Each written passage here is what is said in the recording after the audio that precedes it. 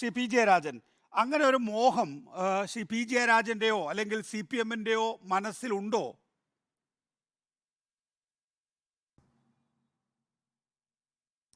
ഏത് മോഹം?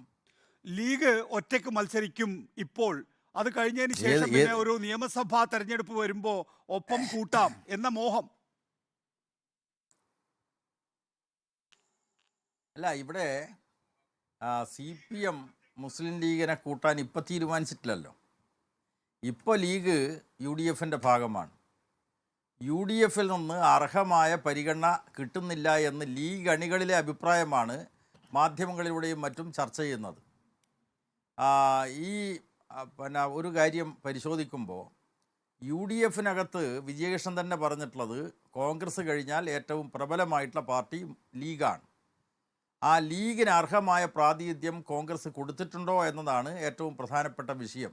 അത് കൊടുത്തിട്ടില്ലല്ലോ. 3 സീറ്റ് ഈ ലോക്സഭാ തെരഞ്ഞെടുപ്പിൽ ആവശ്യപ്പെട്ട ലീഗിന് മുന്നിൽ വാതിൽ കൊട്ടിയടച്ചിരിക്കുകയാണ്. നിങ്ങൾക്ക് 3ാമത്തെ ലോക്സഭാ സീറ്റ് തരുന്ന പ്രശ്നമേ ഇല്ല എന്നാണ് പറഞ്ഞിട്ടുള്ളത്. അവിടെയാണ് നികേഷ് പറഞ്ഞ പ്രസക്തമായിട്ടുള്ള ചോദ്യം വരുന്നത്. ഇന്ത്യ കൂട്ടായ്മയിലെ പാർട്ടികളെന്ന നിലക്ക് വയനാട്ടിൽ കോൺഗ്രസ് സ്ഥാനാർത്ഥിയും CPI സ്ഥാനാർത്ഥിയും ഇടതുപക്ഷ ജനാധിപത്യ മുന്നണിക്ക് വേണ്ടി CPIയും UDFിന് വേണ്ടി കോൺഗ്രസുമാണ് അവിടെ മത്സരിക്കുന്നത്. അതേപോലെ ഈ 2 സീറ്റിൽ ഒതുക്കാൻ വേണ്ടി കോൺഗ്രസ് നടത്തുന്ന പരിശ്രമത്തോട് പ്രതികരിച്ചുകൊണ്ട് മലപ്പുറവും പൊന്നാനിയും ലീഗ് മത്സരിക്കുക, മറ്റ് ചില മണ്ഡലങ്ങളിൽ സൗഹാർദ്ദ മത്സരത്തിന് ലീഗ് തയ്യാറുണ്ടോ എന്നുള്ള ചോദ്യം ഇപ്പം ലീഗ് അണികളിൽ നിന്ന് തന്നെ ഉന്നയിക്കപ്പെട്ടിരിക്കുകയാണ്. ഇപ്പോൾ നിങ്ങൾക്കറിയാം, കേരളത്തിലെ മുസ്ലിം ലീഗിൻ്റെ അതിൻ്റെ ഘടനാപരമായിട്ടുള്ള കാര്യങ്ങൾ പരിശോധിച്ച് കഴിഞ്ഞാൽ അവർക്ക് ഏറ്റവും പ്രധാനപ്പെട്ട സ്വാധീനമുള്ളത് സുന്നി വിഭാഗങ്ങളിലാണ്. ആ സുന്നി വിഭാഗത്തിൻ്റെ ഏറ്റവും പ്രമുഖമായിട്ടുള്ള സംഘടനയാണ് സമസ്ത.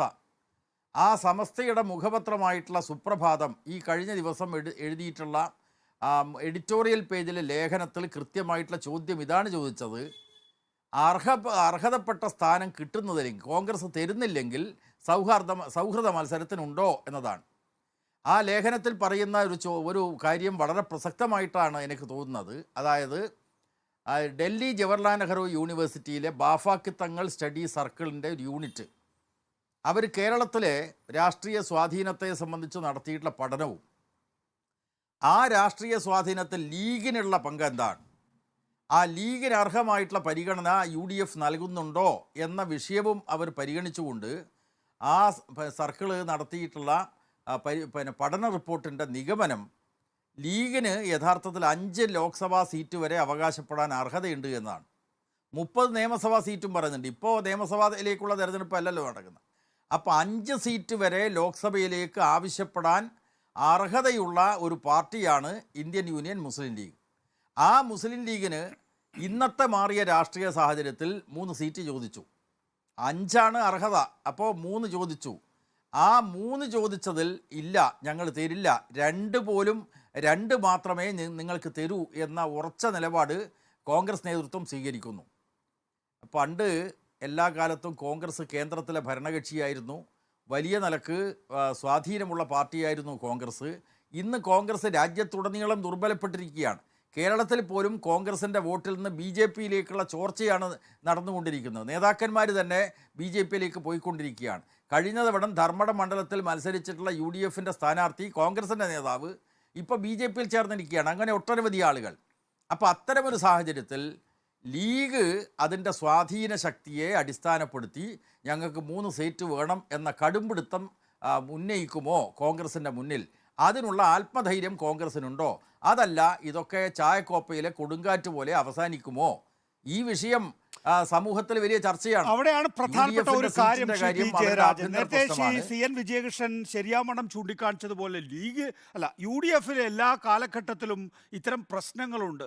നാമനിർദ്ദേശ പത്രിക സമർപ്പിക്കുന്ന ദിവസമല്ല, അത് പിൻവലിക്കുന്ന ദിവസമാണ് പലപ്പോഴും UDFിലെ പ്രശ്നങ്ങൾ അവസാനിക്കാറുള്ളത്, സീറ്റ് വിഭജനം പൂർത്തിയാകാറുള്ളത്. അത് ഇത്തവണ അങ്ങനെ തന്നെയായിരിക്കും.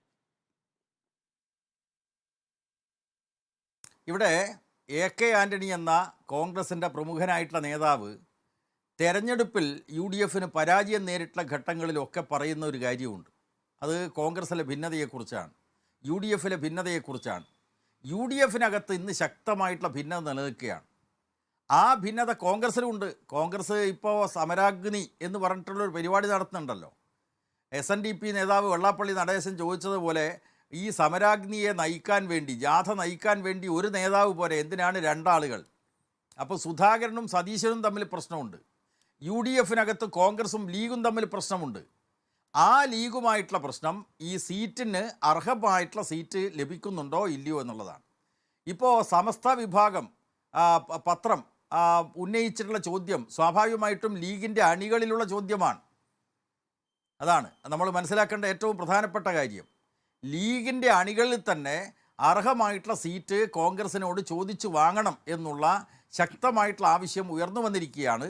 അതിനോട് കോൺഗ്രസ് നേതൃത്വം ഇതിനകം തന്നെ നിഷേധ നിലപാടാണ് സ്വീകരിച്ചിട്ടുള്ളത്.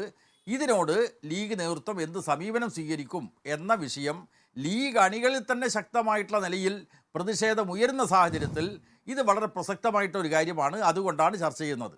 ഇവിടെ വിജയകൃഷ്ണൻ നേരത്തെ ചരിത്രവിരുദ്ധമായിട്ടുള്ള കാര്യങ്ങൾ പറഞ്ഞു. MVR അന്ന് പാർട്ടിക്കകത്ത് ഉന്നയിച്ചത് ഈ വിഷയമാണല്ല. MVR ഉന്നയിച്ചത് ലീഗിനെ LDF-നൊപ്പം കൂട്ടണമെന്നാണ്. അതിന് പറഞ്ഞ ന്യായം കോൺഗ്രസ്സാണ് മുഖ്യ ശത്രു, കോൺഗ്രസിനെ തോൽപ്പിക്കാൻ വേണ്ടി ലീഗിനെ കൂടി ഇടതുപക്ഷത്തിൻ്റെ കൂടെ കൂട്ടണം എന്നാണ് അന്ന് MVR-ഉം മറ്റും ആവശ്യപ്പെട്ടിരുന്നത്.